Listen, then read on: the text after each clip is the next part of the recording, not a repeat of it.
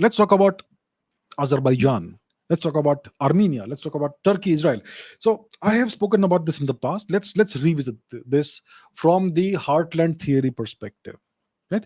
So as we know, it's recently been announced that India is going to supply Armenia with a variety of weapons, nearly $500 million worth. The Americans are giving Pakistan a $500 million upgrade package for their military. India is upgrading the Armenian military with a $500 million package, kind of tit for tat. So what's happening here, right? Let's once again look at the geography, because that's how you understand geopolitics. So, like I said, there is this heartland thesis, Mackinder's heartland thesis. And the heartland thesis is that whoever controls the heartland, the pivot area, which is Russia, northern Eurasia, whoever controls that will control the world. So the Americans in the long run would like to take over Russia. That's what's happening. And that's what the Ukraine conflict is all about. But there are other conflicts in the world. One of these conflicts is in the Caucasus region. The Caucasus region is over here between the Caspian Sea and the Black Sea. That region is the Caucasus region. You have, see, you know where India is. Go west of India, you have a temporary nation. Then you have Iran, and west of Iran you have Turkey and Iraq, and northwest of Iran you have Armenia and Azerbaijan. So that is where the conflict is raging. And essentially what's happening. See, let's understand. Some people say that I am wrong, and Armenia are the bad guys. So let's understand what the history is like. I'll not go too deep into history, but understand that Armenia has been around for almost 3,000 years. Armenia has had a distinctive independent culture of its own, an independent history of its own that goes back at least 2,500 years, right? There was no Azerbaijan 2,500 years ago. There was no Turkey 2,500 years ago. Azerbaijan is a Turkic nation. Turkey is a Turkic nation. These regions were conquered by the Turks, the Central Asian nomadic Turks, less than 1,000 years ago. So what is today Azerbaijan has historically been Armenian territory. You go back 2,500 years, or 2,000 years, or 1,500 years, or 1,000 years, or even 500 years. These are territories that have been forcibly captured by the Turkic peoples, and they have settled down over there, and they have done all kinds of atrocities. We obviously know about the Armenian genocide, which the Turks did starting from the late 19th century. There were at least 3 waves of genocide of the Armenians. The last one was in the early 1900s, the first quarter of the 19th century, done primarily by the young Turks, Talat, Anwar, and Jamal, right?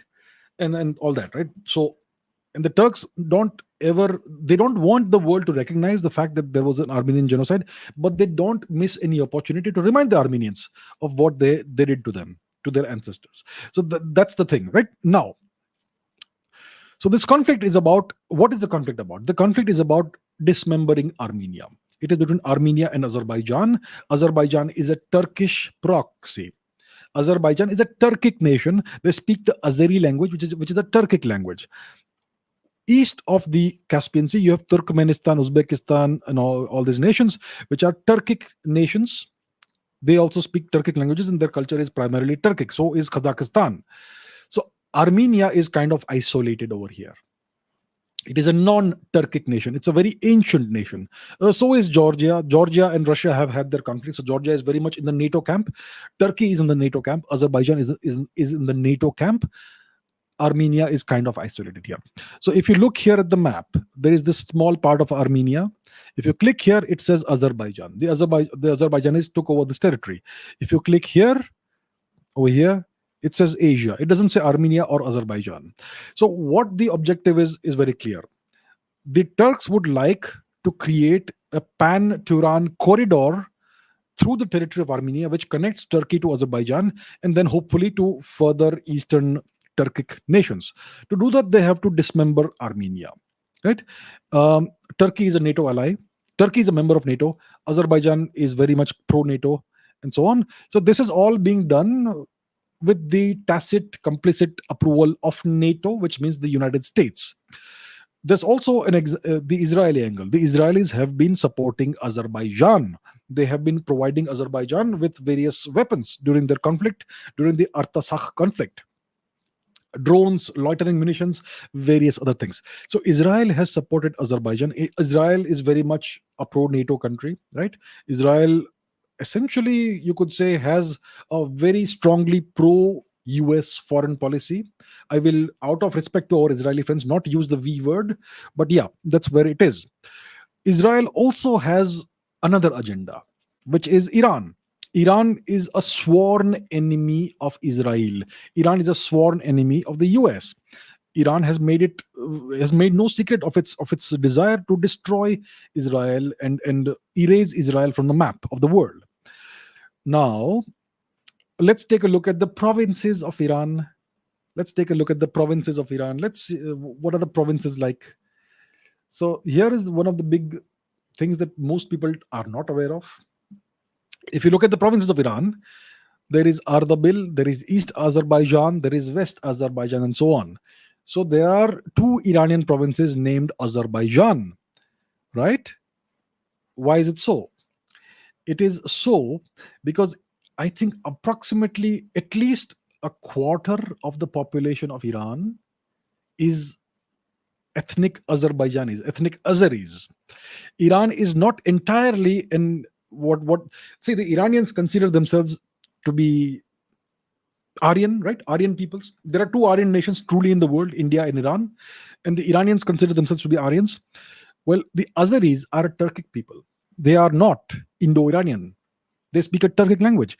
So if you look at the ethnic makeup of Iran, there is a significant Turkic or Azerbaijani or Azeri population in the northwest of Iran that is very close to Tehran. So one of the ways of infiltrating Iran and controlling Iran is via its Azeri or Azerbaijani population. Some people will say Azerbaijan was always a part of Iran. Historically, there are all kinds of things that have happened. The map of the world keeps on changing. But this is where we are right now. The Azeri people are not Indo-Iranian. They are not Iranian speaking. Ethnically, they are Turkic and they speak a Turkic language. And Israel would like to, infiltrate Iran. We know Israel has always been a master at the espionage game, the spying game. We know all about Mossad and how they infiltrate. They're able to infiltrate any nation from the top to the bottom of the world's hierarchy. Yeah, and figure out all the secrets and do their covert operations. They are famous for that. So one of the ways to do that is by using Azerbaijan against Iran and playing on the Iranian Azeri people's loyalties. So that is another reason why Israel has been supporting Azerbaijan. But overall, you can understand the game from the perspective of the map, from the perspective of geography. Turkey would like to create a corridor to the Caspian Sea via the Armenian territory. They would ideally, if you speak to them in private, the Turkish leaders, they would like to erase Armenia from the map of the world. They don't care. And obviously, Russia will be supporting Armenia. And now that the Americans are supporting Pakistan against India, India has decided to support Armenia. Now, so that's what's happening. It doesn't mean that India and Israel are on opposite sides now. This is a whole different matter. India and Israel have a great deal in common. They have a great amount of strategic convergence. Their interests, India and Israel, the interests converge to a great extent. India and Israel have a great amount of warmth towards each other. There is a great amount of people to people warmth as well. So I am not adopting an anti-Israel approach by any means whatsoever. I am just telling you the logic of strategy and the logic of the map, right? So that is what's happening, and that is how, in what way India is involved in the Armenia-Azerbaijan conflict. India and Armenia have had very old relations, right? In this region, in the Armenia-Azerbaijan region, there used to be many Hindu temples like 2000 years ago. Those were destroyed and replaced by religious monuments of various other religions. I think you can guess what those religions are. And yet India and Armenia have very old ties, cultural ties, ethnic ties, and all that. So it makes sense for India to support Armenia from that perspective, but it also makes much more sense for India to support Armenia from a geostrategic perspective, right? So that is where we are, and that is the reason why India is supporting Armenia and Israel is supporting Azerbaijan. So I was talking about the Mackinder Heartland thing, right? The Heartland theory. So one of the ways for the US to make inroads into the Heartland area, which is the Russian area, is via the Caucasus. If they can take over parts of Armenia and create a pan-Turan corridor all the way to the Caspian Sea. And then if they can get Turkmenistan, Uzbekistan, etc., to come on their side, then that gives them an opening from the south into the heartland, into the pivot area. They're already making a play from Ukraine, because whoever controls Eastern Europe and Ukraine will command the heartland. So the Americans are making two big plays. One is via Ukraine, and one is via the Caucasus region. Right. So that is the geopolitical, geostrategic game that we are witnessing, and which is something we can understand very well, which we can understand better if we look at the map. So that's about India and Israel and Armenia and Azerbaijan and Turkey, and the great new game that is being played in this region.